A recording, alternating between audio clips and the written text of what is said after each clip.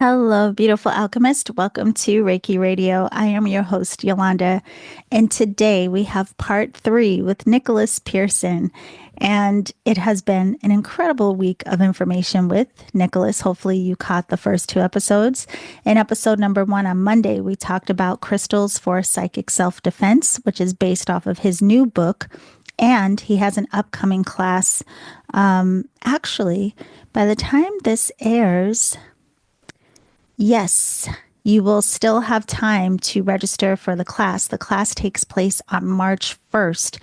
So when this airs, the class will be tomorrow. So if you want to join that online class, click on the link down in the show description to register. Now, in episode number two, which aired on Wednesday, we did talk a bit about Reiki, Nicholas's relationship to research, how Reiki has supported him with anxiety, just so much about the path of Reiki with Nicholas. And be sure to listen to that episode as well. And today we're going to talk more about what we're capable of. And we also talk a bit about the natural world. Nicholas is going to share with us so many beautiful gems in this final hour of conversation. He also talks about an upcoming book. If you can believe it, he does have another book coming out in October called The Witching Stones. So stay tuned for that as well. Another thing that he said in this episode that really stood out to me, he was saying how being a whole person is better than being a right person. Very good food for thought. So, anyway, I hope that you enjoy this final hour with Nicholas. Don't forget, if you want to learn more about Nicholas and his work, visit his website, theluminouspearl.com. You can follow Nicholas on Instagram at the Luminous Pearl. The links to contact him are down in the show description. If you have any questions for Nicholas, want to work with Nicholas, any of those things, be sure to reach out to him. He is very responsive. Enjoy this final episode, and I will see you on the other side. Yeah, I have to say, I cannot believe, I guess in all these years, well, I mean, why would it have happened? But that I really get to sit and talk with you for this long. And you know what's so funny? You're hilarious. I feel like on the other interviews that we didn't get to see as much as your sense of humor, you were really funny, Nicholas, I have to say. Thank you. Thank you. It's probably some sort of coping mechanism, but this actually reminds me of an experience I had. It was a kind of regional conference in Massachusetts, no less. A fairly small event, but like super beloved and well attended. And so my friend Sue flew me up to be her keynote um, one year for the first time. And after giving my little lecture and stuff, I was doing Q&A, and someone like raised their hand to ask me a question that blindsided me. It's like, do you write the way you speak? And I thought about it. I'm like, well, yeah. I mean, I try to be direct and clear and to the point. And she goes, no, no. Are your books funny? Ah, And I just said, you know what? No, I take myself way too seriously. And then the entire room laughs about like the disparity between those two things. But it's true. Yeah, I do get to wear a little bit of a different hat here yeah. than I do when I write. But we'll see. One day maybe I'll write something funny on purpose. Yes, I mean, because definitely scholarly in the books. Although, again, I mean, you make it very easy, ingestible, but you are really funny. Wouldn't get that from your books now. You are, you are hilarious. So I have to say, it's been a lot of fun because we got to talk a lot about the psychic defense and, just kind of dipping our toes in there. And then also your relationship to Reiki and how the practice has supported you in so many ways. One of the things I was curious about is the overlap for you. You know how we can study a lot of things and they all point to each other, kind of? How has that been? Does Reiki and what all the other work that you do, does it all kind of come into relationship? I have had, we'll say, I've operated from a different framework over the years than I'm currently moving towards. And I think it is really good to acknowledge that we don't have to have fixed and rigid views about these things. So, when I first learned a very kind of Americanized, American metaphysicalized Reiki. We learned how to do crystal grids and charge crystals with Reiki and do a lot of other things that are not necessarily a core part of my Reiki practice. And I really enjoyed the mixing and matching. And then as I had more questions than I did answers about the origins of Reiki and historical narratives, things started to kind of fall away from my practice. New things came into it. A different relationship kind of came through. And for a bit while I was seeing clients kind of semi-regularly, I've never like hung my shingle out as a professional Reiki practitioner because there's too much red tape in this state. Yeah. And I would much rather just use it as community care and like just give Reiki to someone who needs it or wants it or is in my sphere than have to like set appointments and charge people money. I'm happy that people can do that. Yeah. I just don't want to be that guy. But when people were seeing me, at least semi-regularly, if they wanted laying on of stones and laying on of hands, if they wanted crystal healing and Reiki at the same time, my role is to meet people's needs. And so I would do that. If people came to me purely for Reiki, that was all we did. If people came to me Yeah. purely for crystals, that's also all that we did. And that was my preference, was for them to kind of like, this is the Reiki shelf. We're going to pull the tools off this box. And then there's another shelf in a whole nother room, and that's where the crystals are.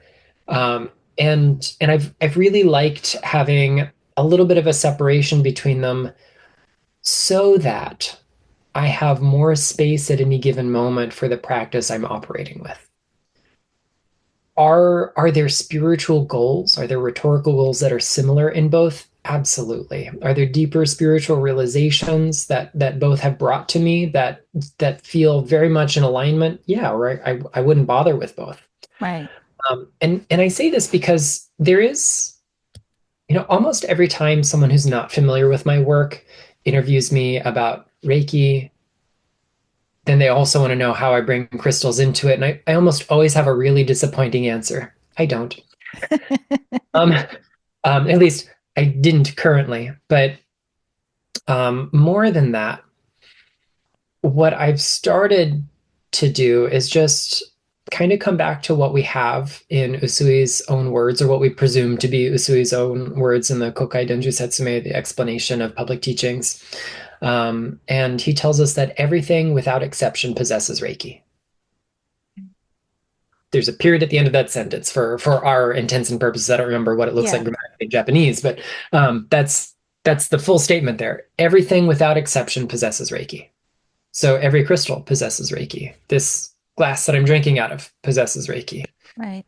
The computer I'm talking to you on possesses Reiki, just like my body, like the sun, like the moon, like the air, like the intangibles as well. They also are woven into that Reiki. So there is nothing that I can do in my crystal practice that isn't some way shaped by Reiki. It's impossible because the universe is shaped by Reiki. And the more I kind of lean into that, I think the more grace that I've got. I'm still not your go-to guy when someone's like, hey, how would I use such and such in my crystal in my Reiki practice? I would say, well, I probably don't do that the way you anticipate that I would. So let's talk about that crystal. I also don't know exactly what your Reiki practice looks like, so I'm not going to make some assumptions there that could get us both in some hot water. And I would rather empower you to make your own decision. Right. Like, I don't want to be the prescriptivist that says, only do it this way. Because even though I have been that person in the past, I've learned that both and is way better than either or.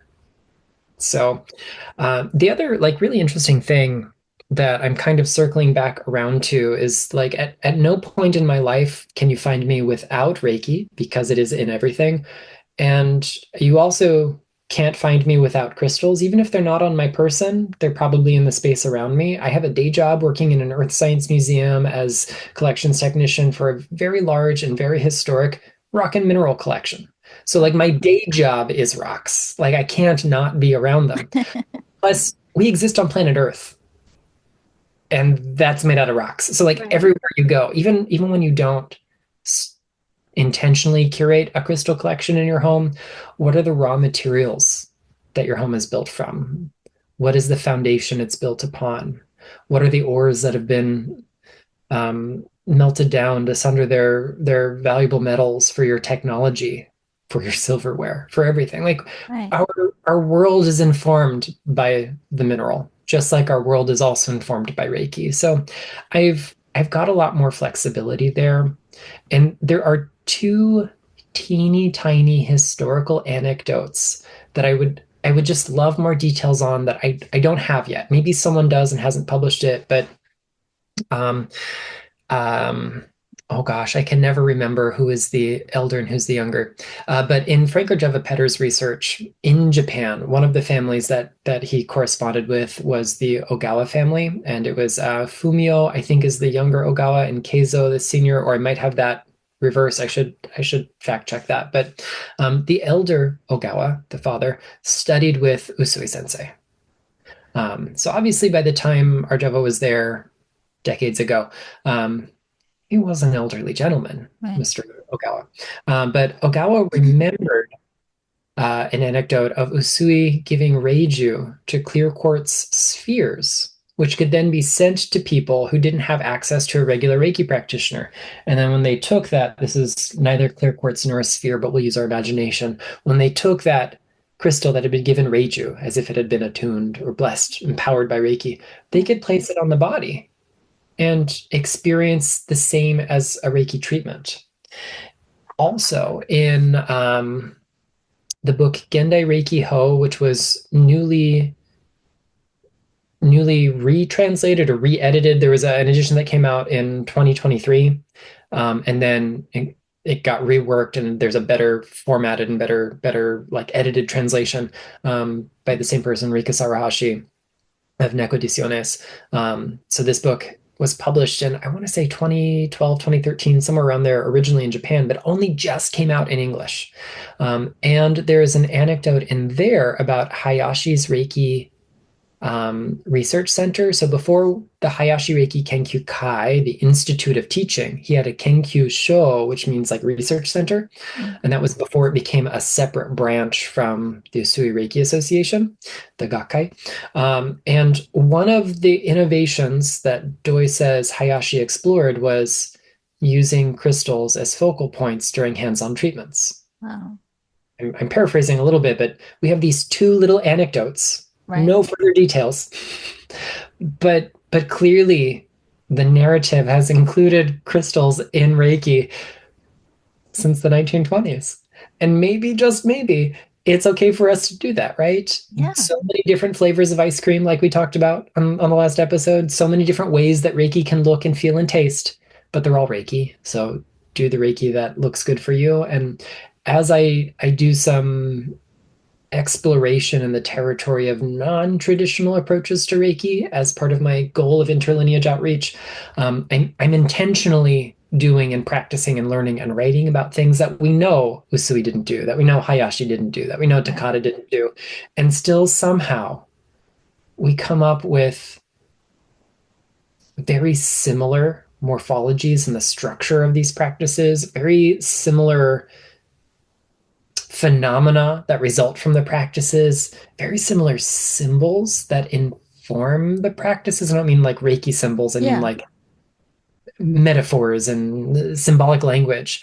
And that really fascinates me because it makes me think that there is something really universal to this phenomenon. Go figure, something we translate as universal life force is actually universal, right? Right. Yeah. It's so many things. Of course, although you said my mind's like bing, bing, bing, bing. One, with what you just said at the end, I always wonder too when sometimes we can become so rigid in our ideas or practice or beliefs around the system. I always think, well, we don't even know what Yusui Sensei would be teaching, practicing, how things may have reshaped for him had he still been here in modern times. So there's that. But then also thinking of that one mind and how we always say our practice really is the teacher. That's what cracks us open. And so, yeah, I mean, if you really do apply and you start having these incredible experiences and insights and this and that, who's to say that it's right or wrong? It just is what you've been experiencing.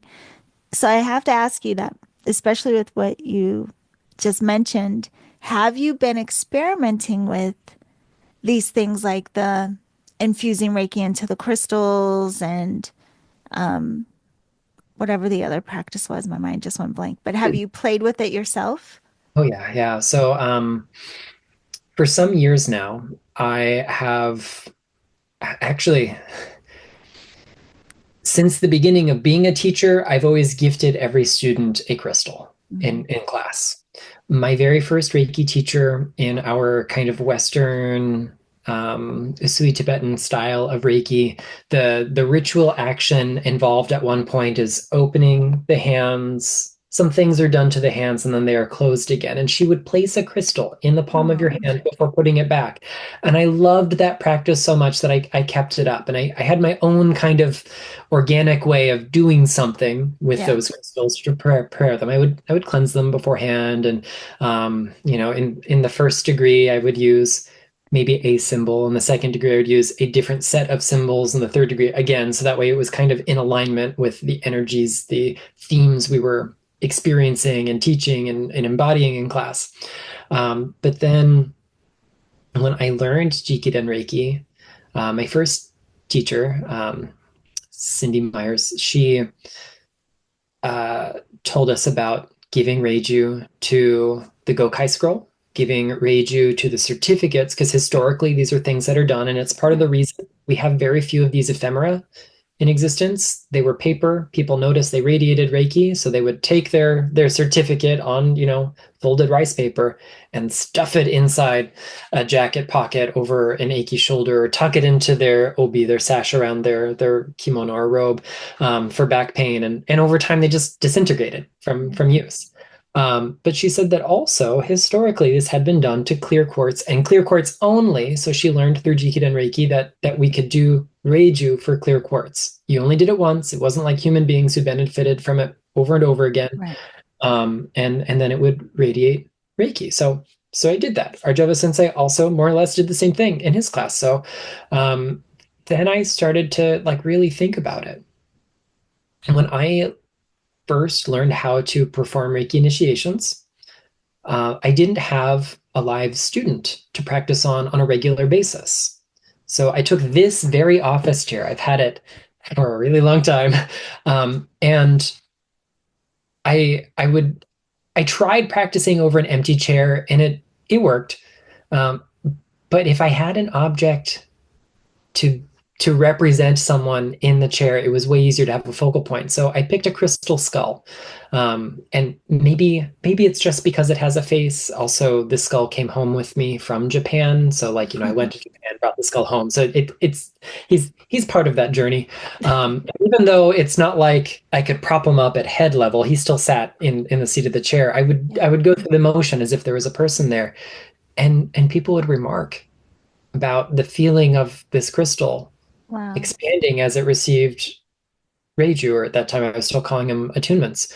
And every single month, I would pick one day a month, starting in 2009, to go through the motions and practice all the degrees of Reiki initiations in one fell swoop. And if I felt rusty, I'd repeat until it became fluid. And I did this for actually a few years before I started teaching on a Wow. regular basis, just so I could know the ritual inside and out to be ready to perform it with others. And so I found that I'd already been doing something that I didn't know Usui kind of did. We didn't do it the same way. We didn't Yeah. accomplish exactly the same goals, but it's this kind of phenomenon. Another one of these like weird things that I'm experimenting with is Reiki and water. Mm. There are several traditions that involves some kind of blessing or consecration of water in Reiki. Mhm. I think a really common phenomenon in Reiki 1 is we were encouraged by our Reiki teachers to give Reiki to our food and beverage. One, Yes. to bless it, but two, if you're really skeptical, get two identical glasses of water of the same variety, give Reiki to one, and then do a taste test and see what happens. And almost everyone always reports the same kind of thing. There's something better about the Reiki-fied water. Yeah. And then we start to look at things through the lens of tradition. Tradition doesn't mean old; it just means something repeated and handed down. Two or three people in a row doing the same thing becomes a tradition. Right. We find in Walter Lübeck's teachings of Rainbow Reiki that he has really detailed instructions for creating Reiki essences, like flower Oh, essences, but with Reiki and the Reiki symbols. oh, wow. We also see some kind of spurious historical, like we know these are not factual now, but Yeah. we did at the time. There's a gentleman by the name of Richard Blackwell who went by the pseudonym Lama Yeshe, who taught Mentrust Reiki or Medicine Dharma Reiki and claimed that he found the actual story of Usui and everything else, and had this secret tantric text that was in the process of being translated, and he channeled the whole thing. We're going to say is a Ah, gracious way of putting it. yeah. Um, None of those facts could ever be verified, and in fact, most of the evidence we have flies in the face of them. But one of the core practices that he said was part of this secret doctrine of Reiki was a water ritual, and you made blessed water. One of the first offshoots of Takata's branch of Reiki, Suishiki Reiki Ryoho, when one of her 23 or more Reiki master students, Iris Ishikuro, passed on the system to the next generation, she requested that Arthur Robertson not charge $10,000 for Reiki master training. And therefore, a lot of people in the world can trace their lineage to Arthur Robertson, Mm. including myself, part of my lineage. I mean, I give people a very complicated chart at this point. He's right there. Um, and he made a number of amendments to the system. He introduced some non-traditional symbols and some other practices, some of which are really powerful, but they're just not original to the system. And he also included a kind of water blessing ritual. And it's just interesting to me that we see this same kind of cyclical repetition of Reiki overlapping with a phenomenon, a natural resource, an element of life, a spiritual tool. Right. Um, and so, like, I went through the process of examining these different water rituals and doing my best to reconstruct one that is maybe a little less appropriative because people don't always get it right. They did the best they could. They thought they were doing the best they could with the tools they had. I think an argument can be made they didn't necessarily succeed, but also there were different people had different tolerances for different things uh, in the 1980s than we would today. So I've kind of reconstructed this water ritual in a way that I think is more in alignment with what we know of Reiki, and also acknowledges that more than one tradition came up with similar ideas. If we look at a ritual in the Jikiden lineage called Reiki Kokan, Reiki Exchange, there is some imagery in there that involves water and fire as kind of complementary forces. Arthur Robertson's water ritual, also the kind of invocation central to it, involves the imagery of water and fire coming together. It's absolutely not at all the same ritual as the one we find in Jikiden Reiki, but there's no way he could have known this other ritual. There's no evidence Takata ever passed it on. There's actually no evidence she ever learned or experienced it. We just don't know. Absence of evidence is not evidence of absence, but it doesn't appear to have gone anywhere. But again, the universality of Reiki. So if people want to experiment, experiment. My only request as a Reiki researcher is just disclose where you get stuff from, because it's going to Right. make it way easier in the future. If Arthur Robertson had written a detailed manual and put it into print where it was widely available and said, "Hey, by the way, this is where I got this," my work would be very easy. It would be copy and paste with a footnote. Yeah. Yeah. No, it's funny too when we talk about all of these things being interconnected. When you're saying that about the fire water, I'm like, oh, a hexagram. Um, but Yeah.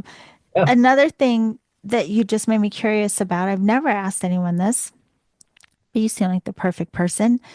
It seems that from the people that learned from Mrs. Takata, that there were then many like offshoots or people would have integrated different things. And many years ago, actually, the woman who introduced me to our Java, prior to her studying with him, she studied with I don't know who, but it was under the Beth Gray lineage.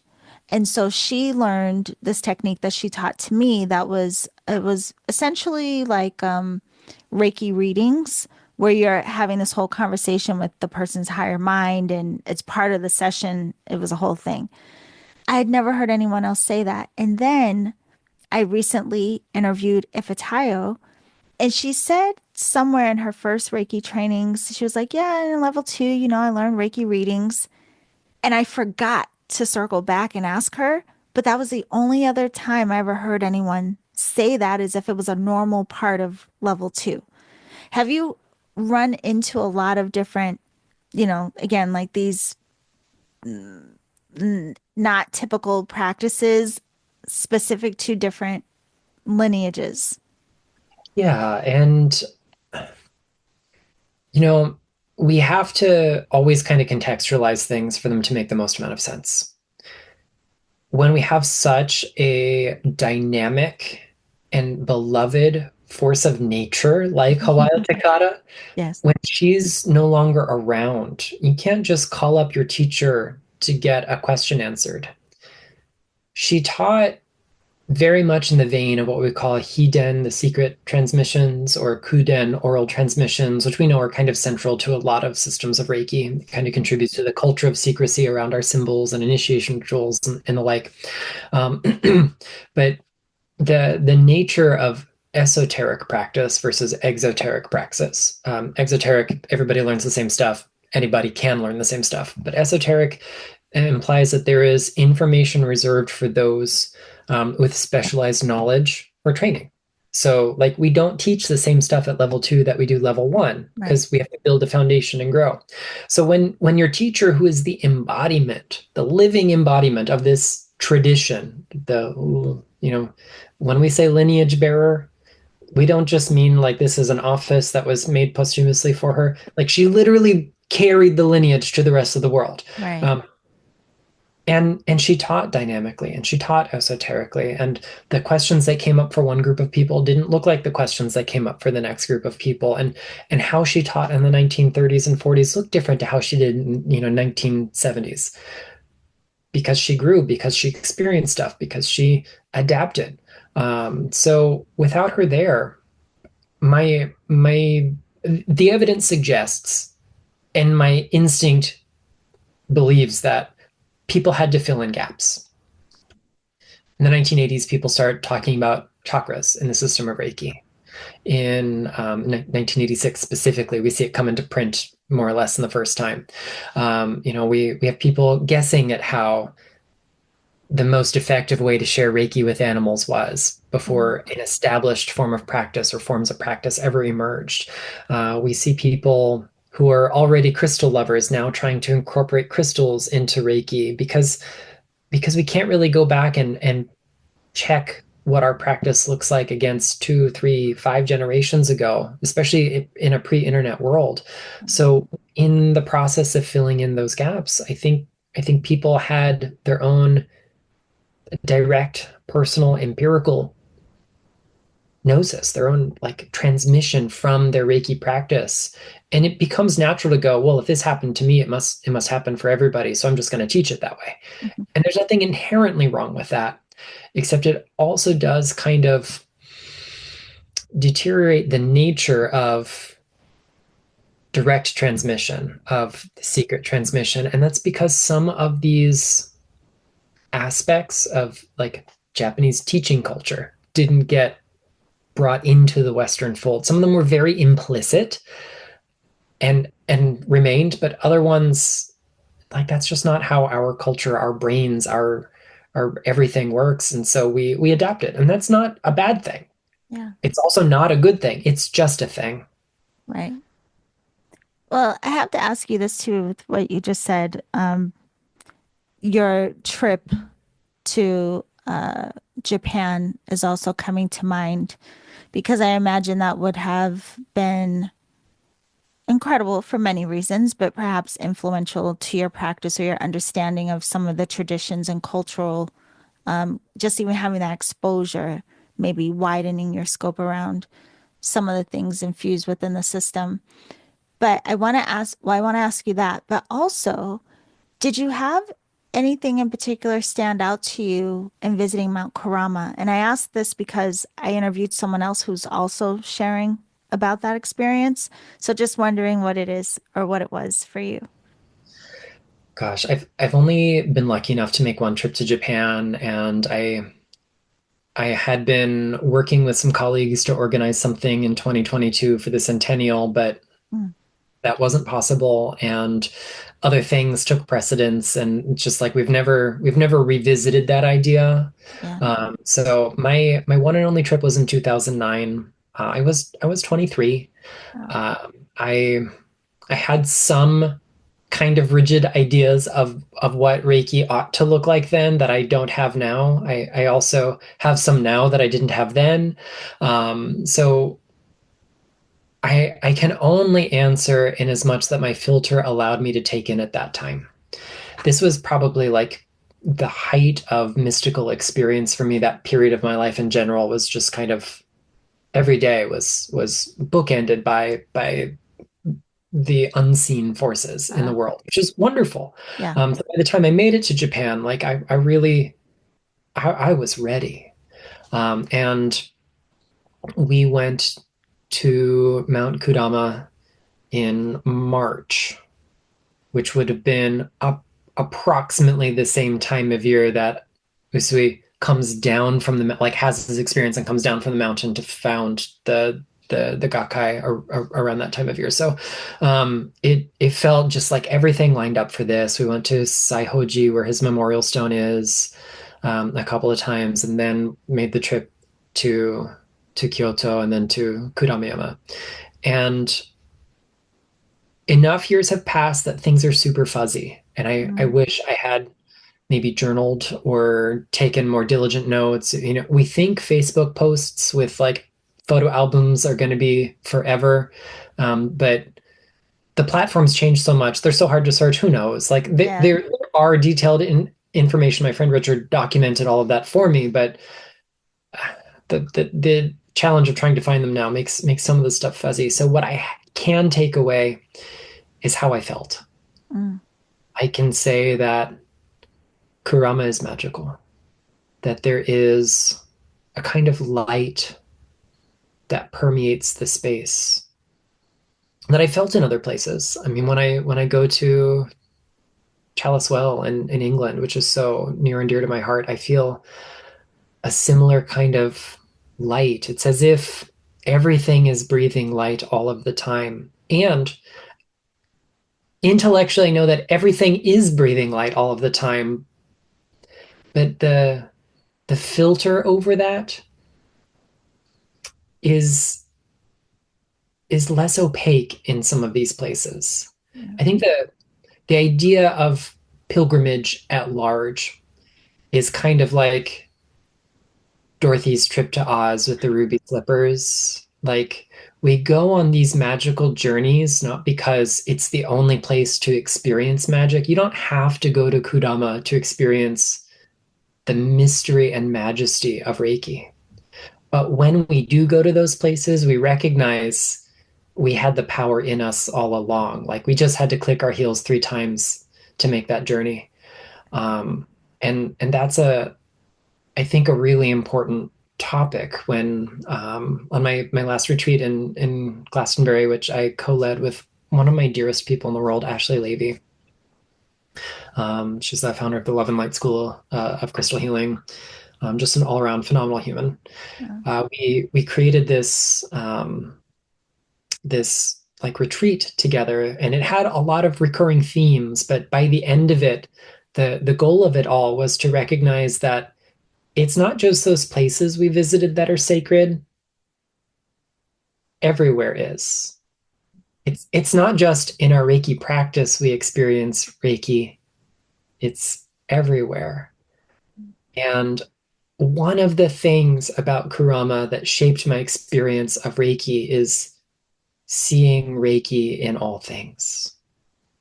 When we get close to those places that we hold holy, there's a there is an inherent danger of putting people and places and practices and other things on pedestals. Yeah. So we just want to be mindful that we're not trying to do that. But when you literally climb the mountain that Usui climbed, when you sit in a place where he could have sat, who knows? When you trip over the tree roots that he might also have tripped over, because I am not super graceful, um, you think, Uh, oh my goodness, that could be any of us. Like Usui did it, but actually, isn't that the beauty of Reiki? Like the Reiki initiations, as Leon Horowitz says, they recreate the content of Usui's enlightenment so that we all experience the microcosm of that. Sure, go to Mount Kurama if you can, but also like recreate that wherever you are. right. In the spiritual cosmology of Reiki, we're always climbing that mountain. And hopefully we're always coming back down afterwards to share that light with the world. It's such an important piece. I don't think I've ever heard anyone else point that out quite the way that you have. Like, not just going up the mountain, but the fact that he came back down. And a lot of what you're saying too, it points to that teaching of, recognizing Reiki in all things, that emanation of divine intelligence within ourselves and all beings, which comes back to what we spoke about last episode with the unconditional compassion, which we're getting a big lesson on in the world at these times. But it also brings me back to what we were talking about in the first episode, coming back to your new book.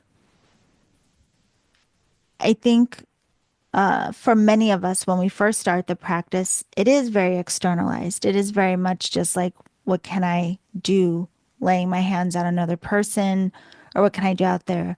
For some of us, I think if we stick with it long enough, there is this crack open of like, whoa, whoa, direct it here. What's going on with me? What is my relationship to what we intellectualize as like the great bright light in all of this? But then that brings back to this book that you wrote, and how I think for a lot of us, it's part of that learning that comes even unintentionally of what happens, what do we experience when we become aware, consciously aware of energy, and how that can be disorienting. And not only we're becoming aware of it, but if we received Reiju, we may even be more sensitive than we were prior to Reiju. So, I mean, there's all of these layers. And I've always thought it seems important to have some deeper conversations about energy because of what people may experience. So I wanted to ask you, going back to the book again, the ways that even though that book is crystals for psychic protection, how you can see that it may be a support for Reiki practitioners who are dancing with these sensitivities. Yeah. So I know this is a topic you and Franz talked about in your time together, because I'm an avid listener to the show. Um, it's interesting how this conversation about protection comes into Reiki. And it is where I have to acknowledge that sometimes straddling two different worlds generates a little bit of cognitive dissonance for me and the things that I do. And as long as I can be transparent about that, Yeah, I think we can kind of move forward clearly. Um, the mechanisms at play in the system of Reiki do not necessitate protection. right. When we enter that practitioner client relationship, there's a specific direction in which things flow. There's a specific kind of spiritual intelligence that guides the whole process. That can be true. And you can also be really sensitive to people's emotions. Right. You can really have so much compassion for the person on the table that after they leave and they've just given you their life story, you sob. You can also be the person who's just so hyper vigilant that like I talked about in our first hour together, we shrink ourselves to fit around other things instead of letting our light shine. So my general advice for Reiki practitioners who feel a need or desire for protection is twofold, and they contradict each other, and it's on purpose. Yeah. One, just do Reiki. Yeah. I promise you, if you just do Reiki, if you just be Reiki, the goal of doing is to enter the state of embodiment. Mhm. We engage the rituals so we become the outcome of the rituals. We Right. don't just engage the rituals to create a certain effect in the outside world. It's about the inner change, the inner alchemy. So if you really are worried about protection and Reiki, just do the practice. You'll be surprised if you commit to the practice, if you can eliminate some distraction. That means using the precepts to guide you away from the fear, the worry, the stress that comes from being concerned with protection. It means giving yourself self treatments. It means doing the energy cultivating exercises, the meditations like Joshin Kokyo. And of course, it means showing up for your clients and really surrendering to Reiki. If you do those things, you don't need protection. Mhm. But also, here's the contradictory piece of information. If your fears, your worries, your struggles, your lived experiences are so great that doing those things is prohibitive, just seek protection. Yeah. Just do what it takes to feel safe and embodied. Because if you don't address that first, it's really hard to do the rest. Um, you know, if we want to just do anything in life and it's too scary to do the first step, we probably won't do the last step of it. So we got to find something that makes that first part feel accomplishable, that feels approachable and safe. So put that black tourmaline in your pocket. Wear that strand of labradorite. Um, Tape a quartz crystal to your third eye. I'm not here to tell you what your practice ought to look like. Yeah. Uh, do what's going to work for you. Recognizing, of course, that's just not a traditional Reiki practice. Right. I'm all for you do the practices, you work the system that works for you, but just disclose. It has been my actual, very literal experience that I've had someone get off my Reiki table and I'm checking in afterwards. I'm like, how was it? And they're like, oh, it was nice. Just, it doesn't seem like you learned everything. And so, oh, it's like, yeah, did you not get the training with the singing bowls and the essential oils? I'm like, okay, so here's a conversation we're going to have. Right. Those are wonderful practices. They don't come from Reiki. That, Right. that doesn't make them bad practices. It just means they're not Reiki practices. You can, of course, sample from the buffet of healing modalities, Yeah. but just clearly mark where every dish is coming from. No, I agree. That's why even my the books I made for my Reiki class, there's a section that is just Reiki, just Shoden Okiden, and then there's a section that is just I call energetic alchemy, but it's because making that distinction between what I practice that is not from Reiki. But I have to say, there are levels. There's a scale for all things, right? But there are levels to our fear and there's levels to our feelings of safety. And so I know from my own experience in this work, back up to not even knowing about Reiki, I had experiences of feeling energy that was terrifying to me. And then I learned Reiki, and now I felt somewhat empowered by just having an understanding of energy, my own energy that isn't mine. But it still wasn't 100%. I mean, I don't even think then whatever Reiki class I taught never talked about the great bright light. You know what I mean? So I still, while I had some information, it wasn't enough that I felt like, oh, I can just radiate Reiki and I'm safe, right? And so back then, I really did appreciate other things that I knew about protection and so on. And now, fast forward, even though there are certain circumstances, it's circumstantial where, yeah, I could sit and focus my attention on Reiki and the expression of that, and that's enough. But that's not always enough. And maybe I'll be some point in my practice where that's it. Nothing else matters. But I think it's fair to say for all of us, just like you're pointing out, our journeys look different, our paths are unique, and we all may not just need different tools, but we may just have a different resonance with different things. So that's why not? Absolutely. At the end of the day, being being a whole person is better than being a right person. Ah, I would much rather embrace the imperfections and maybe do something a little contrary to tradition if it allows me to be my full self, yeah, and to rigidly adhere to tradition and not do it with my whole self. right. The goal, of course, is with a traditional art form, you can bring your whole self to that. It might take time. It might feel alien to you. It might not be the right fit. Maybe there's another tradition for you. It's okay. I have started trainings that I didn't finish. Yeah, I'm not going to say that I'm neither proud nor ashamed of that. right, It's fine. It's just absolutely fine. It wasn't right for me. It's going to be right for someone else. right. I'm not, morally superior for saying, "Oh, I would never do that." Yeah. I'm just looking for what does Ram Dass say? We're all just walking each other home. Mm, Like I don't have to judge you for what your practice looks like. right. Have I in the past had really strong opinions about what practices ought to like? Yes, yes.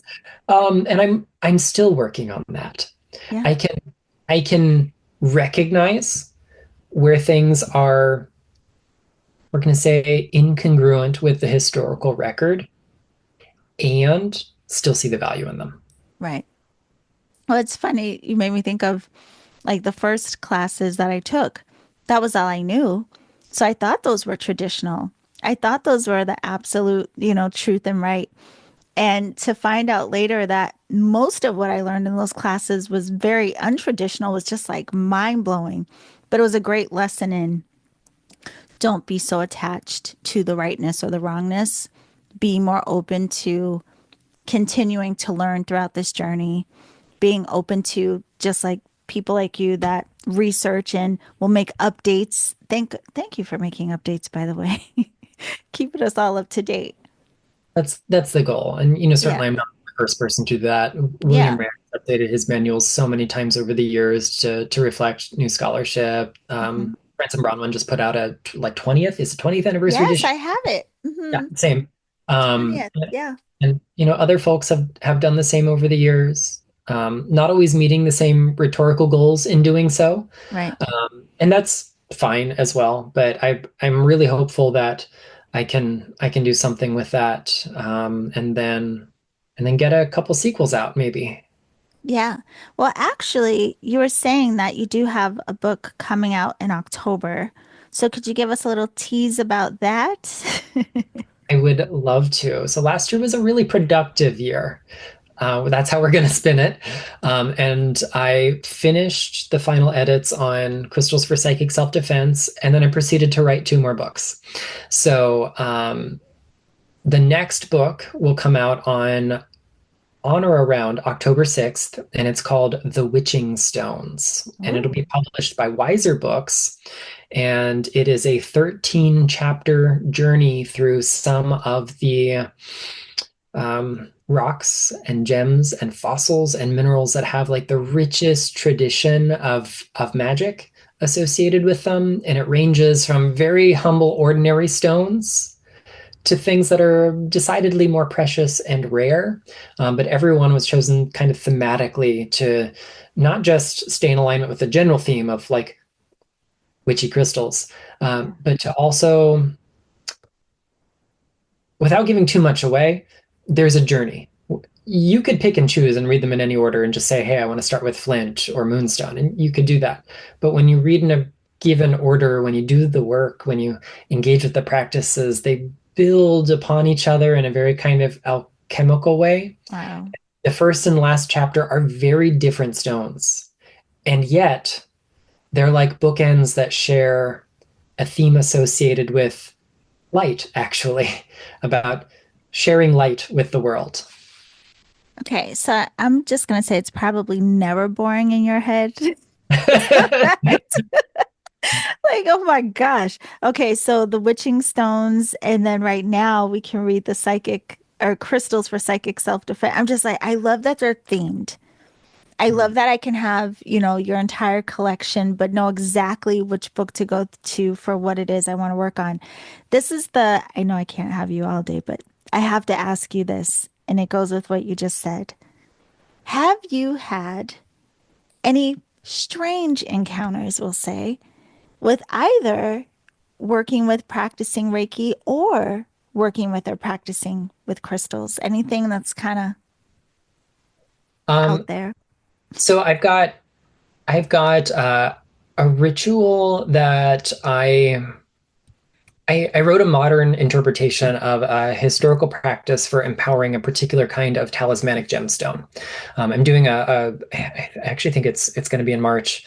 I'm doing a presentation on toadstone, which is kind of not real, but also there were real things they called toadstones. And so I looked at these different versions of these toadstone rituals. Some of them are pretty gruesome, so we're not going to harm any toads ever. But I have some of these fossils that were called toadstones, and I kind of generated a way to call upon elements and themes in the rituals. It was said, among other things, to give us mastery over poison. Poison being not just literal, it protects you from someone slipping something into your food, which was a real issue at court in the medieval period when Yeah. these medieval texts were written. But also like the symbolic nature of poison, which is forbidden, unknown, at the fringe of society, a way of claiming power when you otherwise don't have it. So these are gems that we can associate with conquering those poisons in our lives. And so I created this ritual, and I had to go to a specific kind of place to actually bury the stone. And I'm a really healthy skeptic about most things. Yeah. And as I am digging the hole to put my little mystery package in this otherwise undisclosed location, something moves. Something big moves. Um, and I'm really, really brave until I'm not. So I'm sitting there with my little teeny trowel, like, oh my God, I need to go. I'm like, no, I have to finish the ritual. Okay, well, let's just go look behind the tree. This thing ran behind the tree. It's probably not as big as you think it is. And there's nothing behind the tree. There's nothing in the tree. There's nothing in the hedge beside the tree. Wow. But I saw like a full, taller than I am form, like kind of scuffle behind the tree Right. as if it were watching me. And it wasn't like right beside me, it was, Yeah. 20, 30 feet away, but I just had this sense of being followed the whole time. And um, I kept quiet about it for days. I wouldn't tell anyone because I was like, it's all in my head. It's all in my head. And then when I had enough time to digest it, like I saw the thing. So yeah, every now and then I do have these experiences that require the suspension of disbelief, which Yeah. which is by very definition the nature of the miracle. Miracles require the suspension of disbelief. So Yeah. if we are healthy skeptics and still have to suspend disbelief, that's a pretty great experience. I just hope people don't have to go digging in strange places all night to experience them on the regular. Well, had you written this book back then, you could have gone home and done one of the rituals. And that's exactly what you were saying. This, I was like, oh, but see, you could have gone home and you could have done this banishing ritual. You could have cleared your space. There's so much you could have done. It's funny. I have to tell you too, just really quickly, whenever I hear binding, my mind goes to a friend of mine and I. We were at a meeting for I'll say like a mystical order. We were at a meeting, and this was my first time going. And the room was set up like everyone was sitting in a circle, and whoever was the head was, at the front of the circle, whatever. Uh, and someone came in late, and for whatever reason, my back was to the window, and we were on the second or third floor, and for some reason, I turned around when this person was crossing the street and saw them, from the window. And I had this weird feeling. I don't know why. So the person comes in, they come in late, they sit down, and they have on these dark, like those glasses that are so blacked out you can't see anything. It was a woman, and she sat. But there was just something about her in her face, even though you couldn't see her eyes, her attention was directed towards my friend. And it was like blatant, it was so obvious. And at that time, I didn't know anything about like binding or anything like this. But it was the weirdest thing. It was like visually, I saw in my mind this whole binding of this person and this rush of energy in me while I'm literally seeing this happen. And then they get up and they leave. And I called my mom later. I was like, Mom, I told her what happened. I was like, what did I do? Oh no. So then later, learned some things. Okay, it's fine. But it's interesting how I think a lot of this work is inherent in us. We just don't know until we get some validation of, yes, these are things that have been practiced for ever. Have you ever found that you just inherently did something and then later found out it was a real thing? Yeah, sometimes the stones themselves are such good teachers. They don't necessarily cite their sources because they are the sources, but it Mm, just turns out someone else listened to the same kind of rock and did the same thing. Could have been yep. 20 years ago, could have been 2000 years ago, but this is a recurring theme in my life. And I love that it also takes us back to this idea that we are all kind of the same. We're all Yes. in this together. We're all worthy of the same things. And so we seek the same things in life. Yep. Yeah. No, it's so true. Well, I have to tell you, Nicholas, I can't believe we not only got through the 3 hours, but I've enjoyed it so much, and it would be easy to keep talking to you. I actually had the flower essences from the witch's garden nearby in case we got to talk about that. But I will say, for all of you, you can go back into the archives because I have interviewed Nicholas about this book in particular. We've had 4 conversations prior to today, but really, truly, this was so good.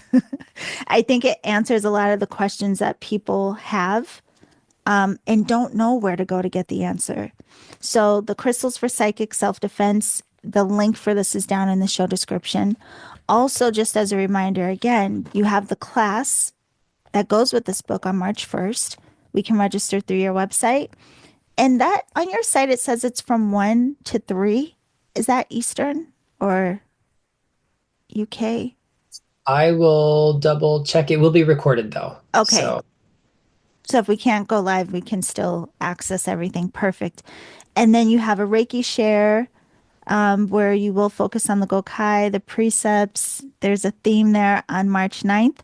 And then the Reiki certification will be March 21st through March 23rd. You are a busy bee and writing in between it all.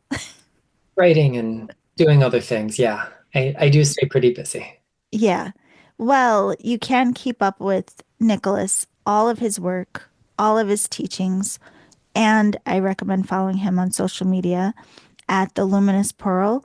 The website is theluminouspearl.com. Again, the links for everything down in the show description, but I thank you so much. You can't even imagine how thankful I am that you dove so deep with us today. And I'm sure everyone will enjoy it. But thank you so much, Nicholas. The pleasure is all mine. Thank you so much for having me. Yeah, it was incredible. And we will see you all very soon. Bye for now.